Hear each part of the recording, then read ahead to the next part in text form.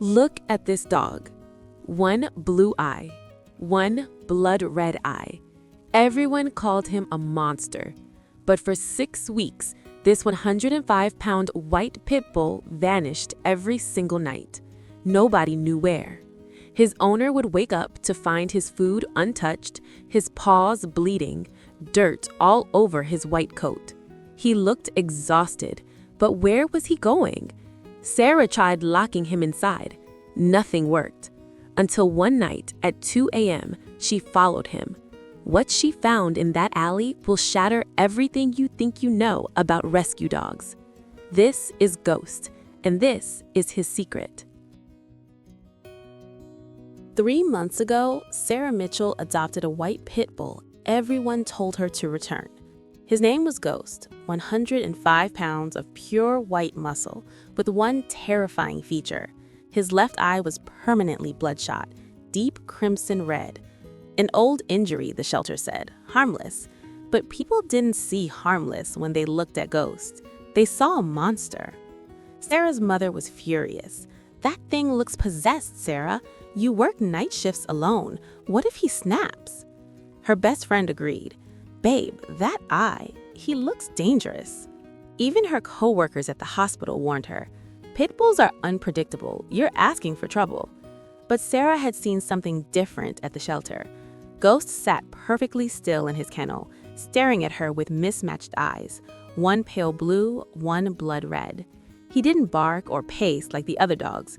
He just watched her with an intensity that felt like recognition. "How long has he been here?" Sarah asked. 8 months, 3 failed adoptions. People get scared. Ghost's tail moved once, barely, but it moved. "I'll take him," Sarah said. She brought him home with strict rules. Sleep in the living room, stay off furniture, no aggressive behavior. Ghost obeyed everything perfectly, too perfectly.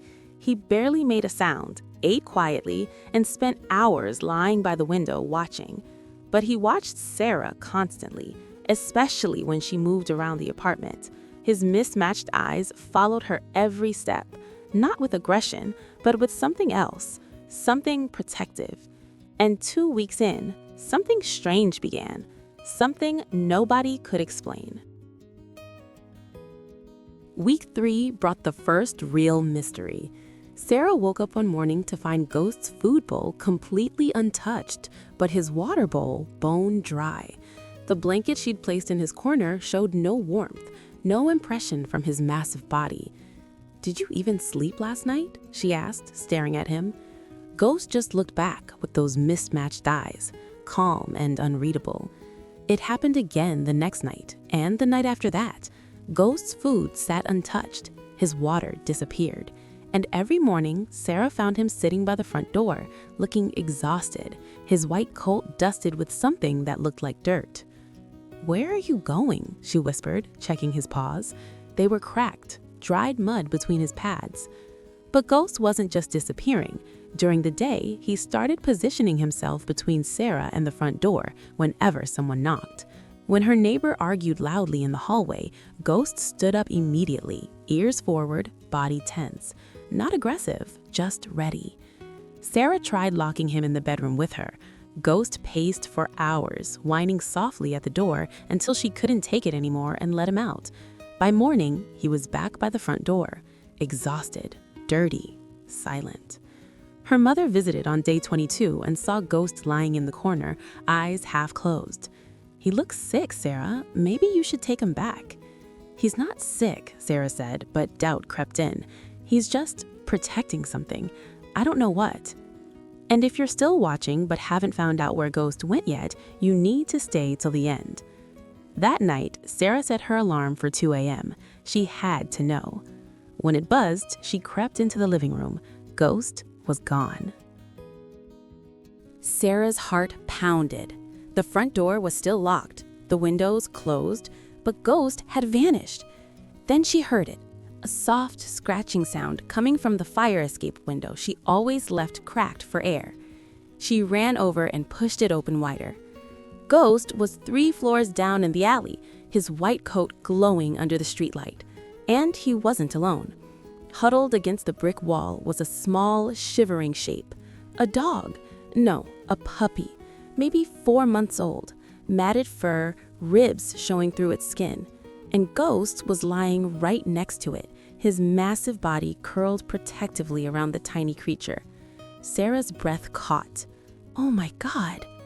She grabbed her keys and raced downstairs in her pajamas. When she reached the alley, Ghost lifted his head but didn't move away from the puppy. His mismatched eyes met hers, and for the first time, Sarah understood.